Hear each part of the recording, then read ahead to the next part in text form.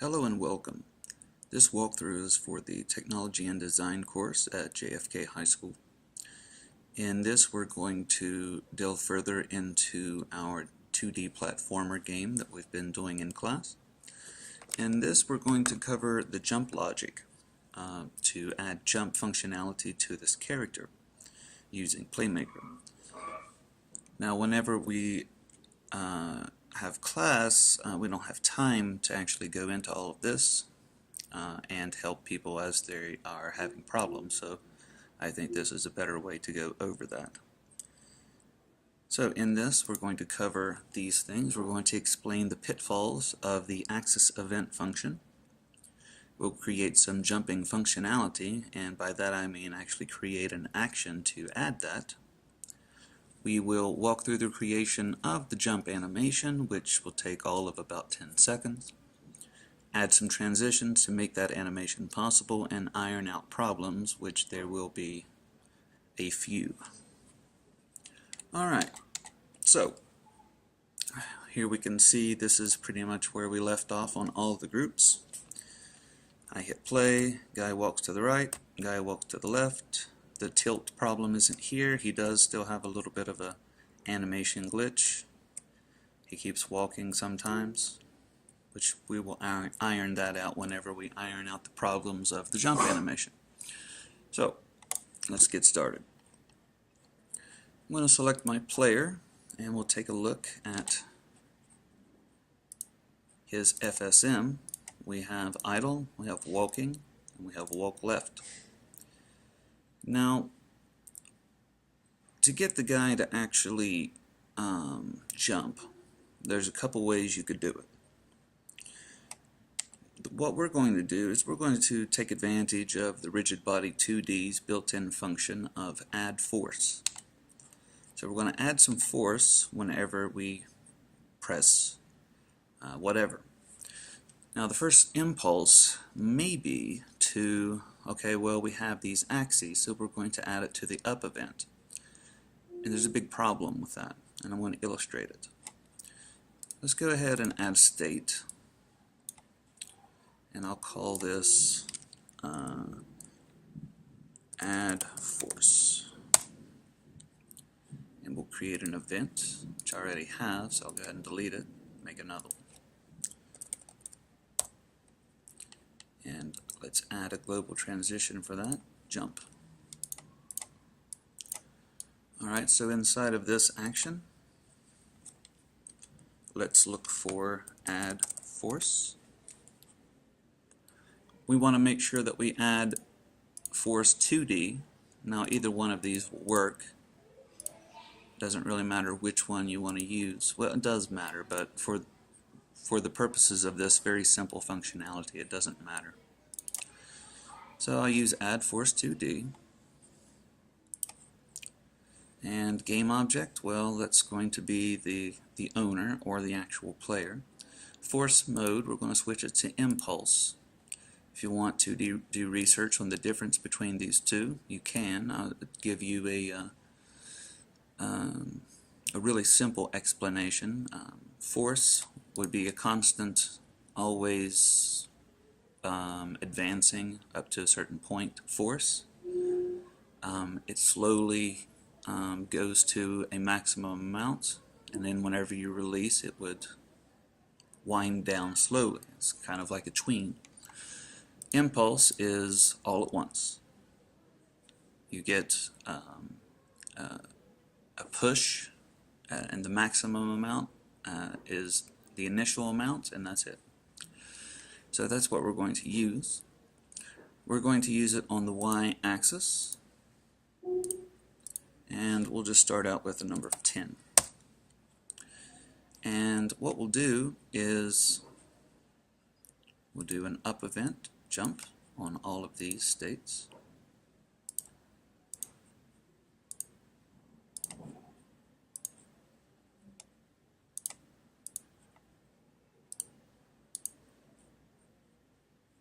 Okay, and we also probably need to add an axis event to jump so that we can actually get back to these other states.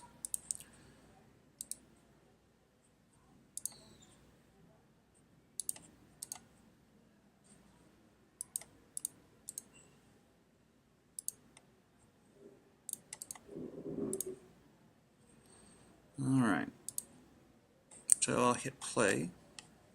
Let's see what we have. So little guy's moving, I press up, it takes off too much. So let's go back and change that. Let's say 5.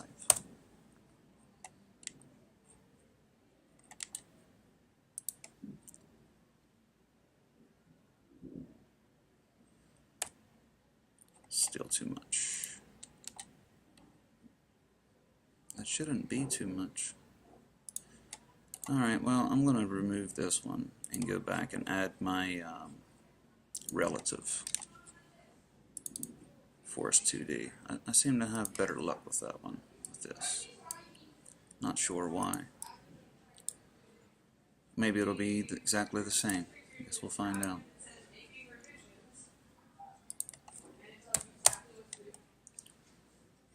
And I'll change this to impulse. Maybe that was the problem. Alright, so I hit play.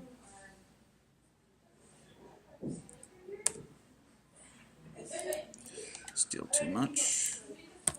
Okay, 1. And that's going to be too little, I'm sure.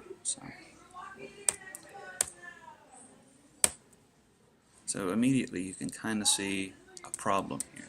If I press up, just like this, depending on how much I push it, it's going to change the jump amount. As a matter of fact, I can pretty much have him flying.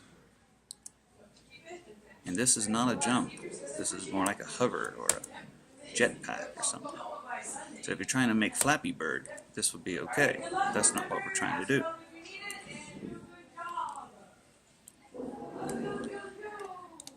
Alright, so you can see the problem here. No matter what, the jump is going to be able to be triggered. So we can keep pressing jump and jump and jump, and we don't want that. We want it to, once we press the button, it adds an amount, and then that's it. The guy jumps and then he falls down. He can't jump again once he's in midair.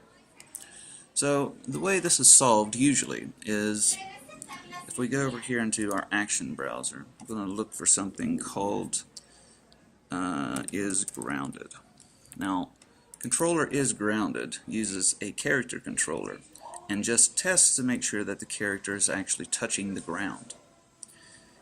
We're not using the character controller, so we can't do this. But typically this is the way this problem is solved. So let's remove that. Instead of doing that, what I'm going to do is test and see if the player is actually jumping. If he is jumping, I'm going to disallow him to be able to jump again.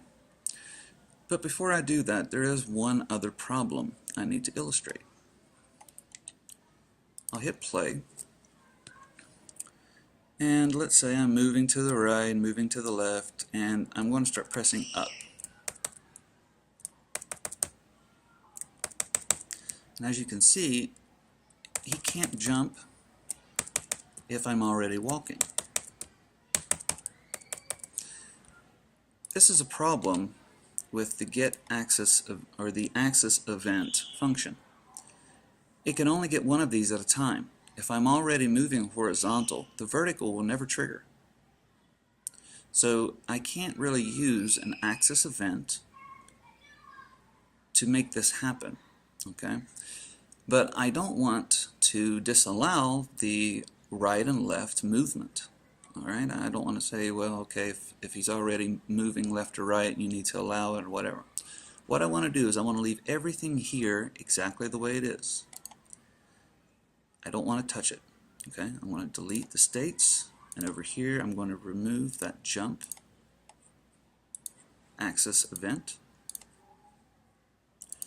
because what I'm going to do is create a new FSM that's just going to control the jumping. This is just going to control the idle, the walking, and that's it. For the jumping, I want that to work on its own. So what I'm going to do is I'm going to add an FSM, and let's see, we'll call this one logic for the jump. Alright. In my start, I'm going to listen for someone to press a key, but I'm not going to use access event. I don't want to use that. Let's use something new.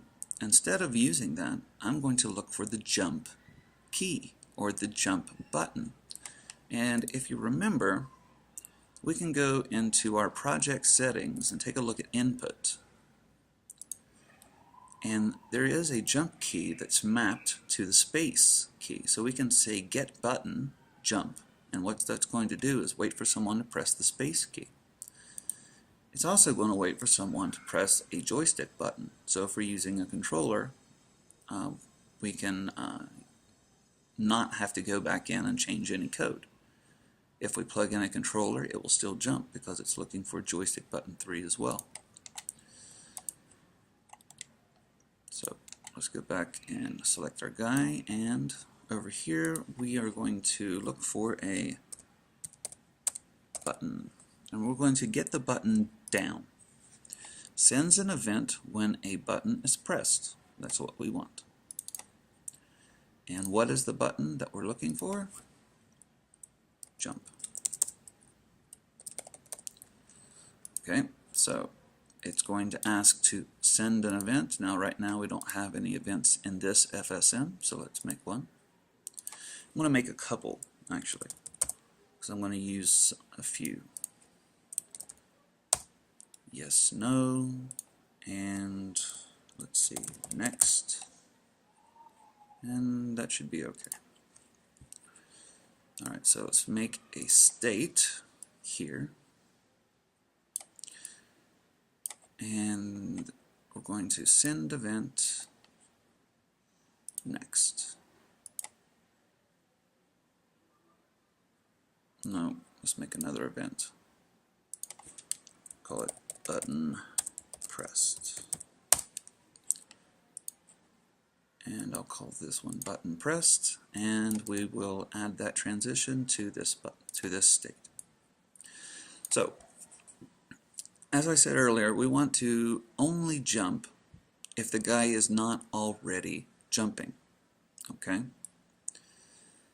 So, what we're going to do is we're going to check and see if the guy is already jumping. If that's not true, we'll allow him to jump. If it is true, he's already jumping, we're just going to go back to the start state and wait for the button to be pressed again.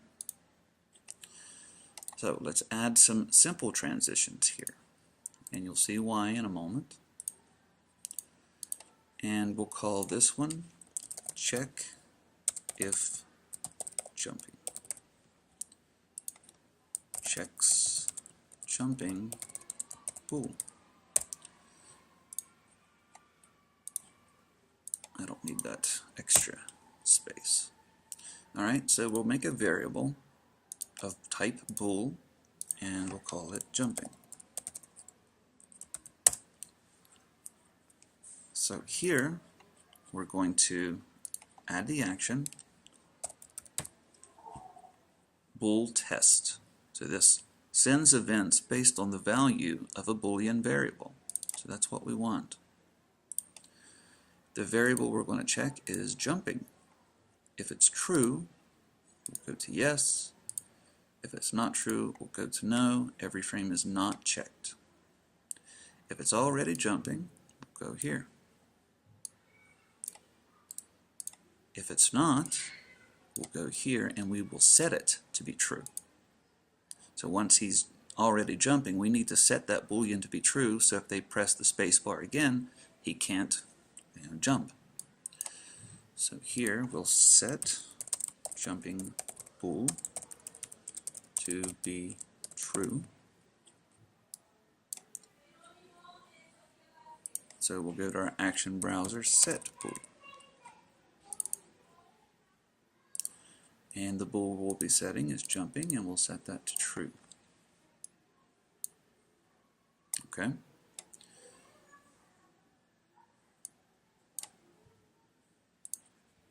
Let me rename this.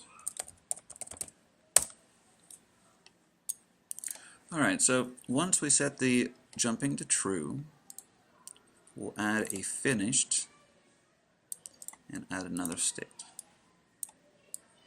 Now in this state, we'll apply force.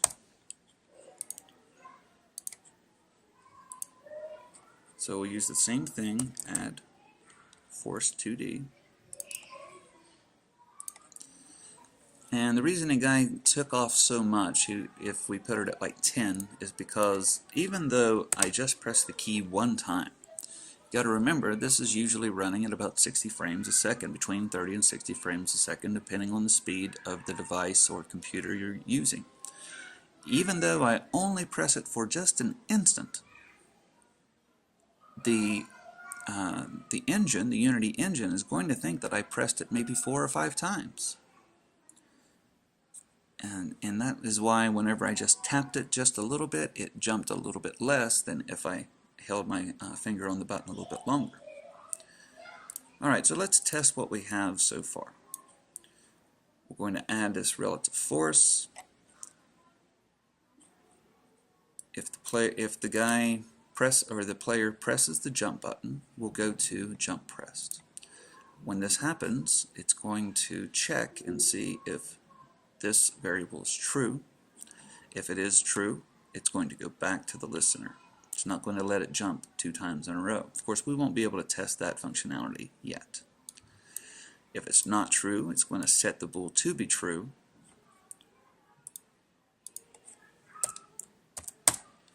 Grammar Nazi, sorry. And once it sets that bool to be true, it's going to go and apply some force. 10 and the Y. Okay? So let's test it. See, it's in the listener state. He still moves. If I press up, nothing happens. If I press space, it goes to apply force. So let's go over here and check it out. It applies, oh, I didn't change it to impulse. Okay. Force is generally whenever you want to do something every frame. Impulse is just for one time. Alright, so let's hit play again. Dude's moving, hit space. Alright, so now he jumps. Now we are locked over here into this state. How do we get back here to be able to jump again? The guy can still move, but I can't press space again because it never gets back to the listener. We're going to use the same idea of the is grounded check. And what we're going to do is we're going to make it so when the guy touches the ground, he automatically gets reset here. I mean, we could do something like this. We could say, for example, wait.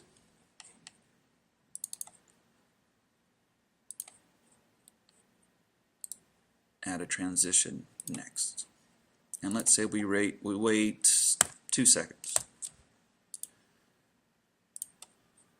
Then we loop back around.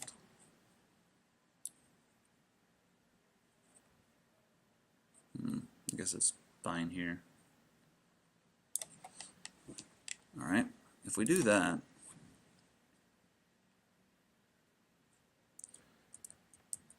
it will work, but it's going to always be, oh, I didn't reset it. That's something else I have to do.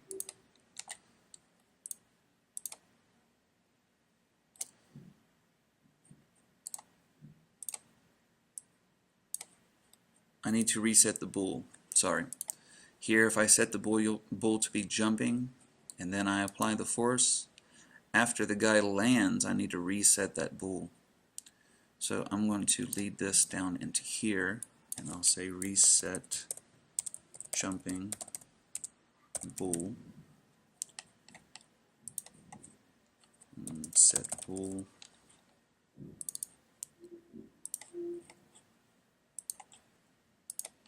jumping, and I'll set that to be false,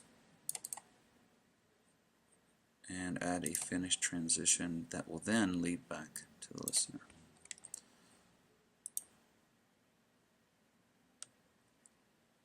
Okay, so I jump, it says apply force. 2 seconds is actually a perfect amount,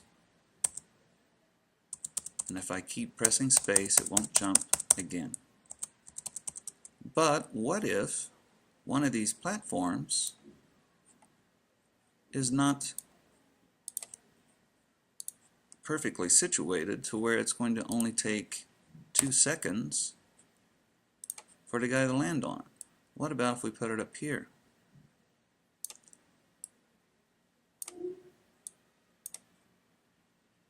And let's hit play then. Guy jumps, and you can see the apply force, it's just a very small amount of time, but you can see that once he lands, the apply force is still there, so he can't jump again. And what if it's lower, like this one? You'll see that the jump actually gets enabled again before he touches the ground, which will allow me to kind of double jump. You see that. Or at least stop his fall.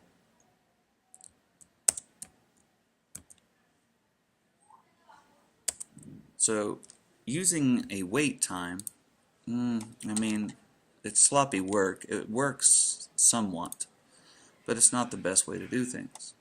So what we're going to do is we're going to make a tag, which I've already done because I tested this earlier.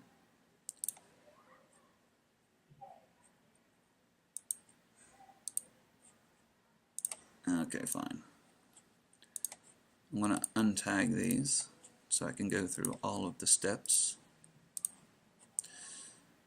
Alright, so what I'm going to do is I'm going to make a tag, or what I did, and what I'm going to do again is make a tag for the ground.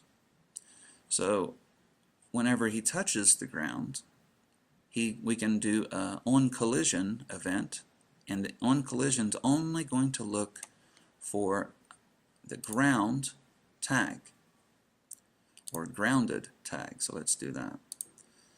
Let's say grounded is our new tag, and we're going to set the platforms to be grounded. We'll hit apply, and that will immediately, well, I guess it doesn't work with tags. Okay, well, we have to set them both to be grounded. Okay, so both of these have a tag of grounded, and we can do the collision and say, okay, whenever I touch something that says grounded, go back to reset, go back to the start, so I can jump. So whenever he's falling, whenever he touches something that has the grounded tag, allow him to jump again. Alright, so select our guy.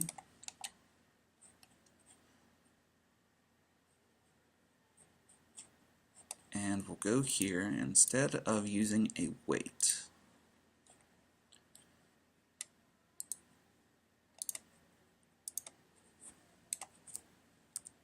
we'll look for collider, collision, and we'll find collision 2D event. Make sure you don't use collision event. This is for 3D stuff. This is for 2D.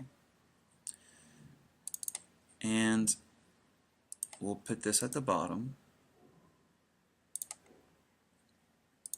And the collide tag we're going to be looking for is grounded.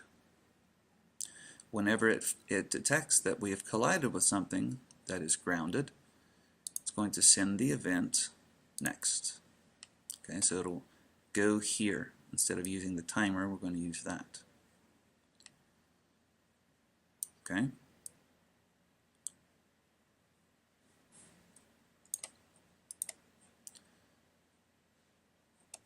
Alright, so let's give that a try.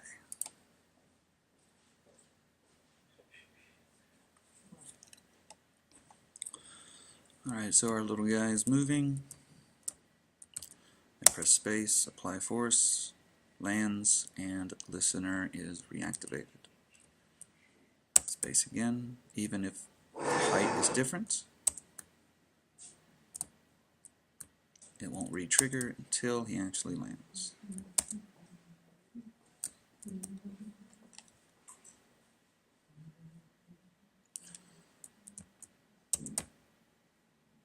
Okay, so with that done, let's do some animations. So let's go to our animation. Yeah, okay, good, I don't have one. Alright, so we'll go to the animation view, and we're going to create a new clip, and we'll call it jump.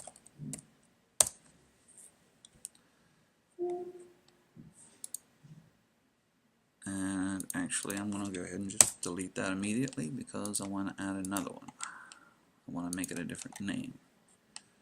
So I'll create a new clip and call it player jump. Then I'll make another one. No, player jump's fine. I'm not going to worry about the landing animation. That's going to take too long. Alright, so we have a player jump animation. Let's go into our art assets, character sprite sheet, and use jumping. And if we take a look at this animation, it's pretty simple. It's just the guy looking like he's jumping. It's only one frame, so it will just loop. The samples really don't matter, but I'm going to change it to 8 anyway. And now I'll stop it. Alright, so we have a new animation. Let's go to our animator. You see that jump mistakenly got thrown in there, and player jump is our new animation. We want him to be able to jump whether he's in idle or walking. So we'll make a transition here, we'll make a transition here, and we need to make a transition back to idle, and we need to make a transition back to walking. So the logic here is if the player is moving forward or left, and he's jumping, and then he lands, we want it to go back to the player walking animation. If he's not moving left or right, we want him to go back to the player idle animation. So no matter where he ends up jumping, we want him to go back to the correct animation. If he's standing still and then jumps and then lands, we don't want him to look like he's running or walking whenever he lands. That doesn't, well, it doesn't look real. Of course, none of this looks real, I'm just saying. It's not realistic physics. So, with that done, we have our jump animation, and we're going to need to make some parameters, or one parameter, and that parameter will be jumping. Okay, so player idle is going to go to player jump if, and let me add an inspector here so I can see what I'm working with. Alright, so player idle is going to go to jump if jumping is true. It's not going to have an exit time. Okay, likewise, player walking will go to jumping if jumping is true. Now, jump is going to go back to idle if jumping is false, and walking is false. So if the guy's not walking, which, if you remember, occurs if I press left or right, then he goes back to idle. If he is walking, and then jumping is false, he's going to go back to the player walking animation. Okay? Now inside of our actions, we need to set up that animation. And the logical place to check to do that would be at when we set the bool to be true. So this is the first state when we've actually checked to see if the guy can jump. So after we have evaluated this bool and determined that yes, he can go ahead and jump, we need to send the animator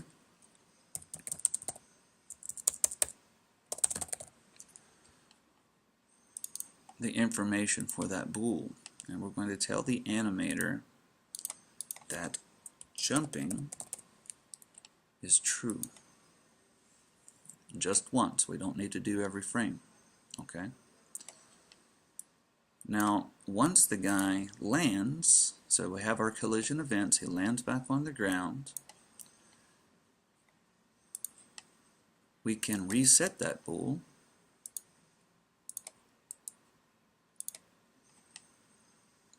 to be false. Alright, so let's test it.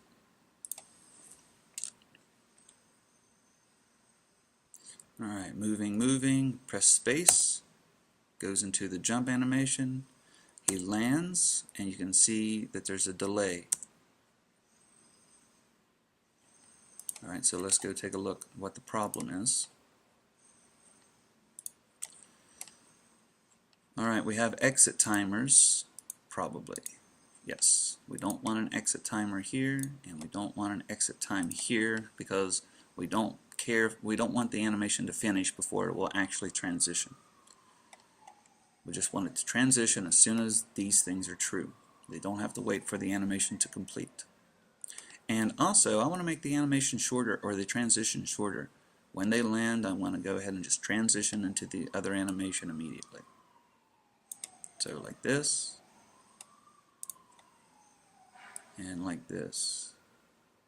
Now as far as the animation into the jump animation, that's fine. If it needs to be a little bit longer, you know, whatever. So let's take a look at what it looks like to make sure that it's working.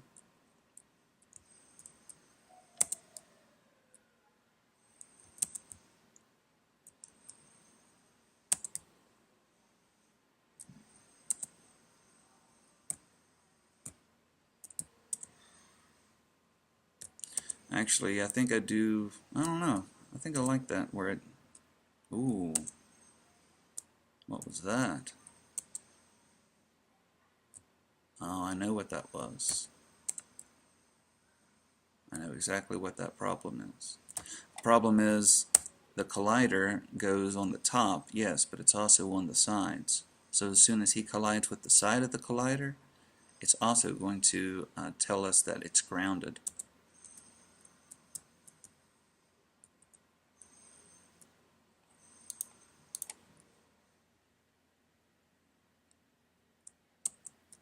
See? Watch. Yeah, see? As soon as he clips that collider, he goes back to being grounded. A minor problem for now, major problem later, but for the purposes of this video, we have exactly what we wanted. Ironing out that problem is not something that I'm going to do right now. Alright, so if we go into these animations, what I want to do is remove any exit times, make sure that all of my blends are relatively short. So it goes right into those animations. I think I'm going to go ahead and do it here too.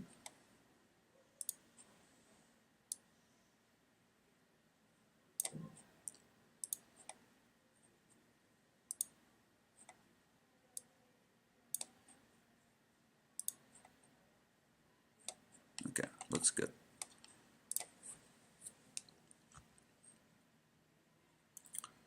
Alright, apply force, lands, jump, apply force, lands, goes right into his animation, whether he be running or standing still, it goes into the correct animation. Alright, last step, make sure I go over here into my Playmaker, label everything correctly. give some descriptions. So this sets bool and sends. Well, sets bool of FSM and Playmaker.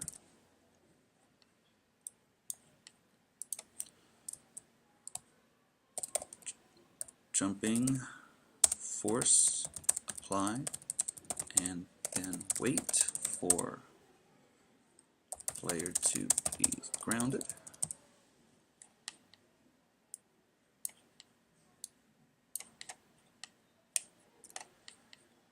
And resets FSM bool and animator bool to be false.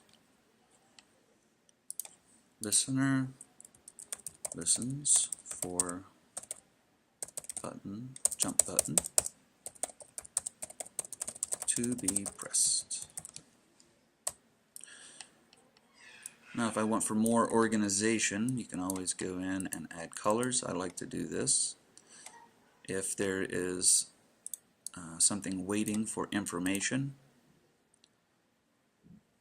I tend to color those blue. Apply force is also waiting for a collision event, so I'll go ahead and give it a blue color as well. If there's information being applied,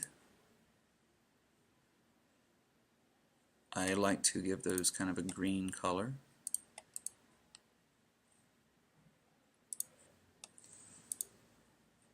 And if there's a test, I give those a yellow color. That's my own color scheme. You can use your own, or you can use no colors.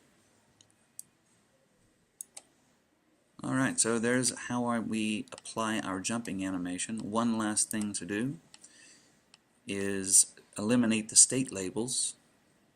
It's good to have these on, and you can see the colors actually come up too.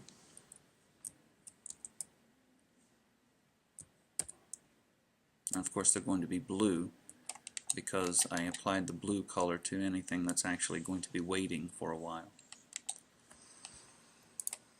But once the debugging is over with and I've actually got the functionality that I want, I should turn off state labels. So I go into the FSM and the inspector, go into debug and uncheck show state labels. And there we go.